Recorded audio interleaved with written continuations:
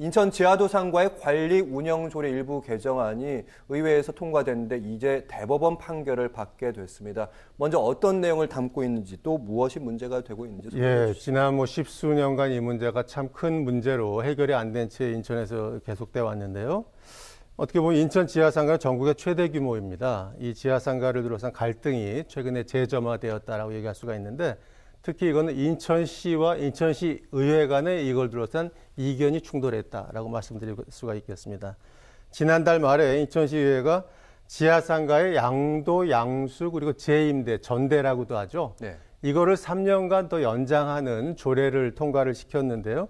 이에 대해서 인천시는 이게 상위법을 위반한 것이다 라는 걸 내세우면서 무효 확인 소송을 대법원에 제기할 예정이라고 합니다. 이게 상위법을 위반했다라는 거는 상위법에 이제 공유재산법이라는 게 있는데 이 법에 의하면 지자체로부터 이 자산을 임차한 사람이 그 해당 자산을 타인에게 팔거나 재임대할 수가 없게 돼 있는 그런 상위법이 있습니다. 그러니까 사실은 인천 지하도상가의 소유주는 그렇죠. 인천시잖아요. 도로라서. 인천시죠. 그러니까 임대를 받은 사람들이 그거를 또 재임대를 하고 뭐 이러한 과정이 지금 계속 이어져 왔거든요. 그렇죠, 그렇죠.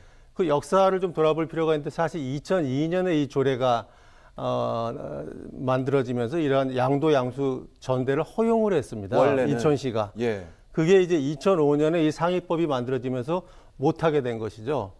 하지만 이 사업주들이 굉장히 반발을 하고 권리금 내고 들어왔는데. 그러니까요. 권리금 내고 들어왔는데. 그러니까 이게 좀 방치가 되어 있는 상황이 이어지다가 2019년에 감사원에서 강하게 지적을 하니까 그때 이거를 이제 전대를 못하게 하는 과정에서 2년간 유예를 둔 게 이번 달 말에 만기가 돌아왔고 또 이 점포주들이 반발하니까 3년을 또 연장하겠다 하니까 이게 아직까지 해결이 안 된 굉장히 어려운 문제로 이어져 오고 있습니다. 네, 말씀대로라면 대단히 어려운 문제긴 한데 일단 인천시도 할 말이 있는 게 이걸 상위법 행정안전부가 지시를 내려왔고 행정안전부가 이 부분의 지시를 따르지 않게 되면 인천 지자체장 입장에서도 곤란한 상황에 처해지는 게 사실이지 않습니까? 그렇죠. 굉장히 곤란한 상황이고 이걸 따르지 않을 수 없는 상황이 되는 거죠.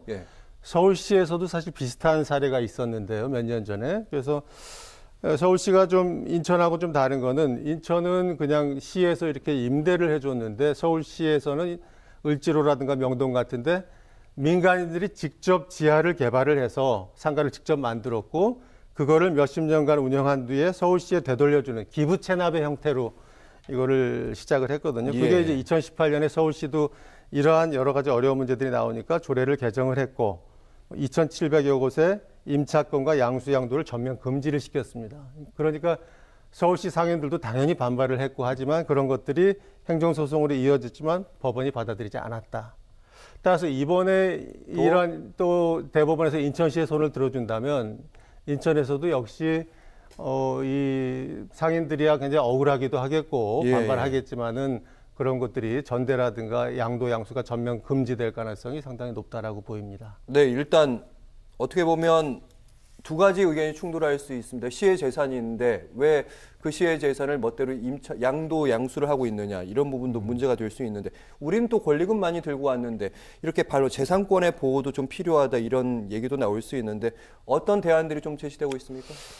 현재까지 보면은 이 지하상가 위에 지상도로뿐만이 아니라 이 지하상가 역시 지하도로로 구분이 됩니다. 그렇죠. 그렇기 때문에 이제 행정재산으로 간주가 돼 왔었는데요. 그래서 이에 대해서 최근에 인천시의 안영배 의원이라는 분이 이 행정재산을 지상과 지하로 나눠서 이제 구분 지상권이라는 게 있는데요. 그걸 설정하게 되면 이 지하 부분의 행정재산을 일반 재산으로 매각을 할 수가 있다. 그렇게 되면 하나의 그 인천시가 이러한 상인들에게 그러한 상가를 매각하게 된다면 하나의 해결책이 될 수 있지 않겠냐. 법 위반이 아니게 된다. 이러한 안을 제시를 했는데 그거에 대해서도 현행법상 이러한 지하상가를 지하도로에서 해제할 수 없다고 보는 것이 행정안전부와 인천시의 입장입니다. 그래서 그걸 그대로 따르기는 어렵겠고요. 돌이켜보면 우리가 역사를 봤습니다만 이 실정법상 안 되는 거를 조례를 만들어서 허용을 한 게 인천시와 지역 정치권이었거든요. 2002년에. 그게 20년이 됐는데 이거를 모든 거를 그런 점포를 가지고 있는 임대인이나 임차인들만의 잘못으로 몰아가는 거는 문제가 있고 이거를 이 빌미를 제공하고 원인을 제공했던 인천시와 인천의 지역 정치권, 특히 이제 국회의원들의 역할이 앞으로 좀 중요하지 않을까. 그래서 어떻게 보면은 중앙정부를 설득하면서 인천시와 이 점포주 간에 원만한 협상이 되도록 좀 적극적으로 지역 정치권이 나서야 되지 않을까. 뭐 그런 생각이 듭니다. 위원장님 말씀을 들으면 일단 상위법에 위반되는 조례 자체는 일단 당장은 행정안전부나 이런 쪽에서 허가 없이 네. 하기는 좀 힘드니까 잘 정치권이 나서서 행정안전부 얘기를 해서 유예할 수 있는 이 조례를 그대로 인정받을 수 있게 해야 된다 이런 말씀이십니까? 그러니까요. 이게 당장 지금 1월 말에 이게 시기가 만기가 돌아왔는데 당장 그분들 보고 나가라 그러고 이걸 뭐 전대를 당장 금지시키는 거는 굉장히 어려움이 있다고 보이고요.